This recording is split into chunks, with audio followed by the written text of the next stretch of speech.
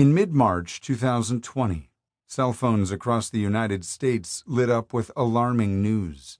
Citing a source in the U.S. Department of Homeland Security, a series of apocalyptic texts warned that the Trump administration was deploying armed U.S. soldiers onto the streets to enforce a lockdown in response to COVID-19. They will announce this as soon as they have troops in place to help prevent looters and rioters, said one text. The anonymous sender noted that his friend got the call last night and was told to pack and be prepared for the call today with his dispatch orders. It urged recipients to spread the word. Similar messages warned of an imminent federal quarantine. From a friend of a friend who works for Cleveland Clinic, began another text, again citing unnamed sources. Please be advised, within 48 to 72 hours, the President will evoke what is called the Stafford Act. Stock up on whatever you guys need to make sure you have a 2-week supply of everything. It then implored people to forward the text to family and friends. Back in Washington, the White House reacted quickly. Text message rumors of a national #quarantine are fake, the National Security Council said in a tweet on March 15th, just before midnight. There is no national lockdown, but it did little to stem the panic of some recipients who frantically called their friends and family. As the U.S. government explained, the texts were part of a disinformation campaign intended to sow disorder and confusion during the early stages of the COVID-19 crisis. But who sent them? U.S. intelligence agencies ultimately concluded that Chinese government operatives had forwarded the texts to Americans on their cell phones and posted false information on social media platforms. Several U.S. intelligence analysts I spoke to did not believe that Chinese agents had created the lockdown texts, but rather amplified existing texts. The messages were tailored to alarm people and drive recipients to share and spread the misinformation on their Twitter and Facebook feeds. China was weaponizing information by sending texts to cell phones on U.S. soil. For decades, Russia had conducted disinformation campaigns in the United States. The Soviets were famous for their propaganda. So were the Chinese, though largely outside the United States.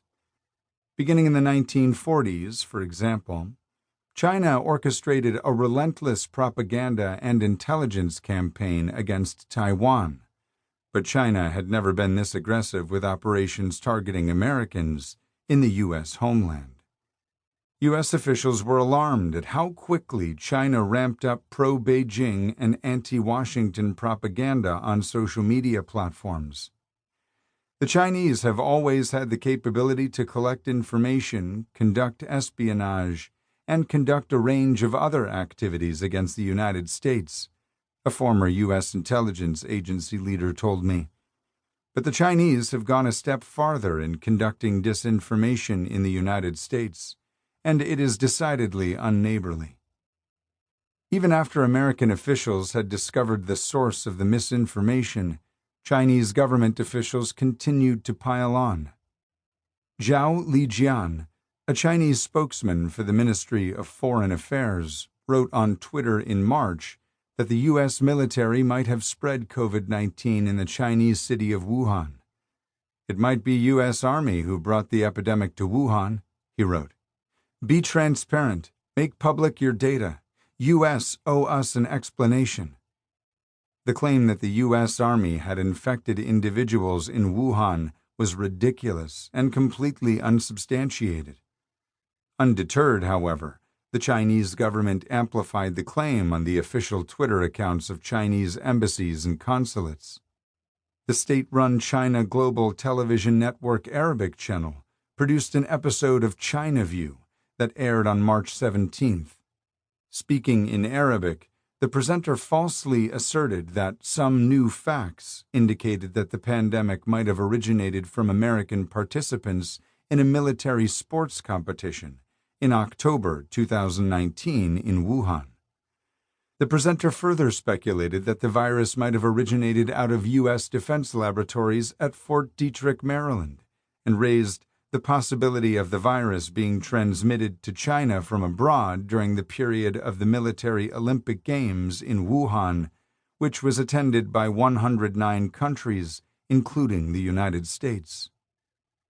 Russian and Iranian government outlets soon joined the fray, aggressively promoting conspiracy theories that COVID-19 was a U.S.-manufactured biological weapon targeting their countries.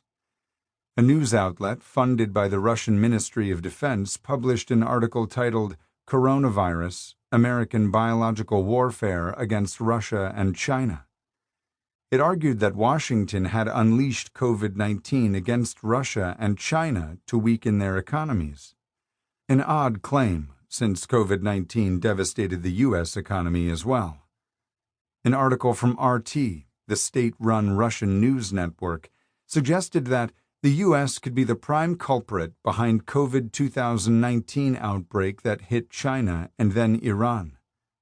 The head of Iran's Islamic Revolutionary Guard Corps said, "It is possible that this virus is a product of a biological attack by America, which initially spread to China and then to Iran and the rest of the world."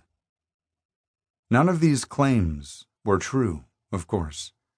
But Chinese, Russian, and Iranian activity during the COVID-19 pandemic highlighted some of the major foreign policy instruments that those countries used to compete with the United States. Cyber campaigns, covert action, support to state and non-state proxies, information and disinformation, espionage, and economic coercion. These are the tools of irregular warfare.